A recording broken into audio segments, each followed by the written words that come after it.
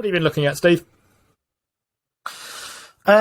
Really, these are the sort of three stocks that I'm thinking of adding to, and two, one I sold and thinking potentially it's getting to a sort of valuation where I'd be tempted to buy it back, and another one is completely new to me. So, I'll start with the one that I already own, and that's Kering.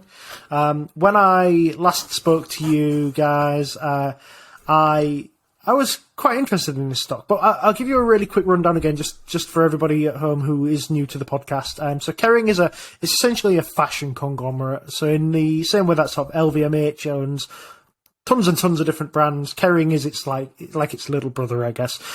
Its main brands are things like Balenciaga, Gucci, Alexander McQueen, Yves Saint Laurent, and it trades on the Paris Exchange under the ticker KER.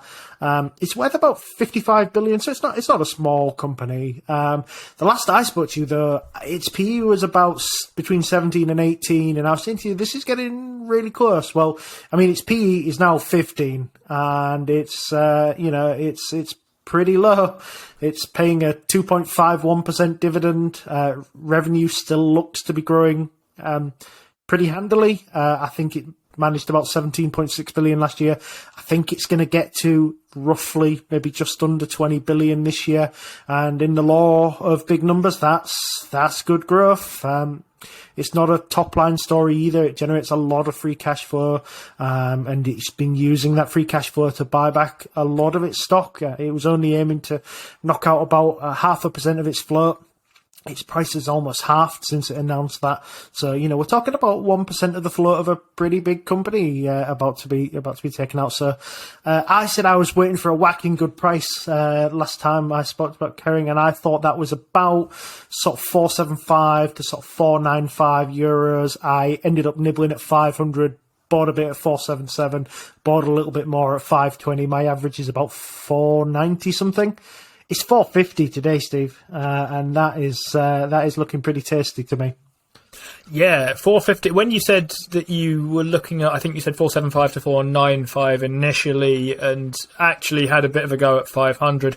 The question I was going to ask was something along the lines of, well, the pound versus dollar story is part dollar, for what it's worth. The dollar has been strengthening against a lot of stuff, including the pound, but especially the pound, which tells you it's kind of also pound as well, as it were, pushing in that direction. I was going to say a weaker pound doesn't particularly worry you then, sort of reaching a little bit higher than you wanted to, but at 450, it's another, 10% down from where it was before?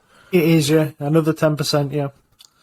That makes sense with that PE coming down as well, actually, the amount you said there. So the thought there is partly then that sort of high-end demand is remaining and will remain fairly strong here as, I don't know, I guess the rich continue to get richer and keep spending on high-end things? That's what I think we're going to find out. I think there's an element of they think that they're going to run into some kind of headwinds here. Potentially people are going to cut down spending. I think we're about to find out that rich people spend no matter whether there's high energy bills or not. That's the story. That's the, if we call it a bet. I'm reading thinking in bets at the moment, which is probably why over the last few weeks I've kept saying the bet is, and that's what I'm thinking. The bet, if we're to call it a bet, is that I don't think Kering is going to be affected by much of this energy crisis, and if it is, it's going to mean slightly more muted growth. I think this company is still going to churn out quite a lot of money. Yeah, quite a lot of money.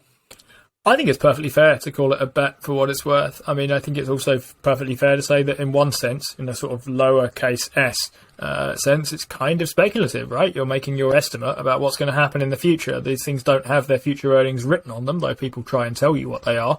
I think it's fair to say everything we do here is in some way making some sort of speculation about the future, even if it's just that things will remain as they are, or that a bunch of contracts that are in place will in fact come through.